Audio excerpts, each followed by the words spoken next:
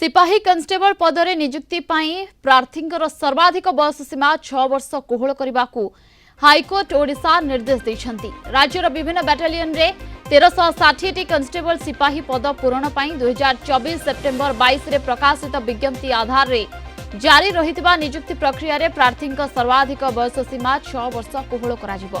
ए संपर्क में Odisha police selection board अध्यक्ष संशोधित विज्ञप्ति प्रकाश करने को निर्देश रही। सबु वर्गर प्रार्थी को यही सुविधा मिलिबो एवं ऑनलाइन रे किपरि प्रार्थी माने निजर दरखास्त दाखल करि परिबे से नै बोर्ड आवश्यक व्यवस्था करिबो। कोरोना महामारी पई नियुक्ति प्रक्रिया बंद थिबारु गोटिए थर पई सर्वाधिक बयस सीमा कोहल पई निर्देश दिया जाउछि बोली हाईकोर्ट कहिसंती। डॉक्टर जस्टिस संजीव कुमार पाणिग्राही को नै गठित खंडपीठ विश्वेश्वर विश्वाल और अन्यमानक तरफरु दायर 40 रु अधिक मामलार एकत्र शुणाणी करी एही राय प्रकाश करा जायछि। तबे राज्य में 1360 सिपाही व कन्स्टेबल पद पूरण पर स्टेट सिलेक्शन बोर्ड पक्षर 2024 सेप्टेम्बर 22 रे विज्ञप्ति प्रकाश पाइथिला। 2024 जनवरी 1 रे प्रार्थींकर सर्वनिम्न बयस 18 और सर्वाधिक 23 वर्ष होइथिबो बोली स्पष्ट करा जायथिला। संरक्षित वर्गों पर सर्वाधिक बयस सीमा कोहल व्यवस्था रखा जायथिला। अन्य पक्षरे शेष थर 2018 रे ओडिशा पुलिस रे सिपाही कन्स्टेबल पद पूरण पर नियुक्ति प्रक्रिया अनुष्ठित होइथिला। तेणु 6 वर्ष सर्वाधिक बयस सीमा कोहल पर किछि आशायी प्रार्थी दाबी करथिले। आवेदनकारी तरफरु वरिष्ठ आईनजीवी पम्मी रथ, आईनजीवी प्रियंजन सिंह, विप्लव पीबी बाहाली, राजीव रथ, क्षीरोद कुमार राउत और अन्य माने मामला को परिचालना करथिले।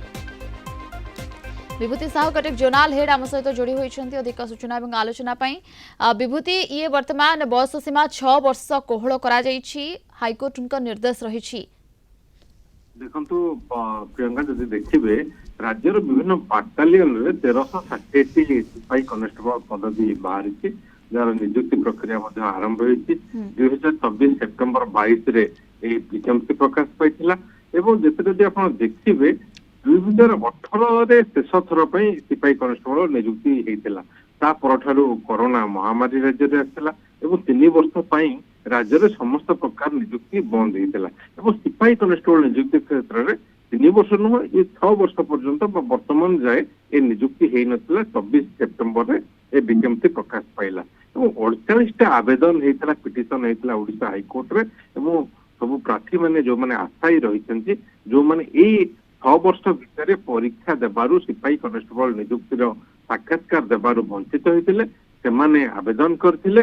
जो 18 वर्ष रु 23 वर्ष धार्य करा जायछि ताकू वृद्धि करे जाऊ 6 वर्ष वृद्धि करे जाऊ एवं माननीय Odisha high court doctor justice Sanjeev Kumar Panigrahi खंडपीठ आवेदन को ग्रहण करछन्ति एवं 6 वर्ष वृद्धि करछन्ति। ता अर्थ 23 वर्ष नुहे वर्तमान 29 वर्ष पर्यंत साधारण वर्गर प्रार्थी माने आवेदन करिपारिबे एवं सेही अनुसार मध्य जो माने एससीबीसी अछन्ति एससी एसटी अछन्ति सेमानकर जहा नियम अनुसार जति वर्ष अधिक वृद्धि बयस हवा कथा ताहा 29 उपरे मध्य सेमानकु से कोहलटा बयस कोहल दियाजिबो एवं स्टेट सिलेक्शन बोर्ड रो अध्यक्ष एने आवश्यक विज्ञप्ति प्रकाश करिवे एवं ऑनलाइन में किभଳି ए आवेदन का करिवे प्रार्थी माने से व्यवस्था मध्य करिवे ये निर्देश देइछन्ति माननीय हाईकोर्ट और माननीय हाईकोर्ट एटी स्पष्ट करछन्ति जे भविष्य रे आकु ग्रहण करा जीव नहीं ये जजमेंट को एटा केवल थरटीए पई जेतु कोविड महामारी थिला एवं कोविड महामारी परे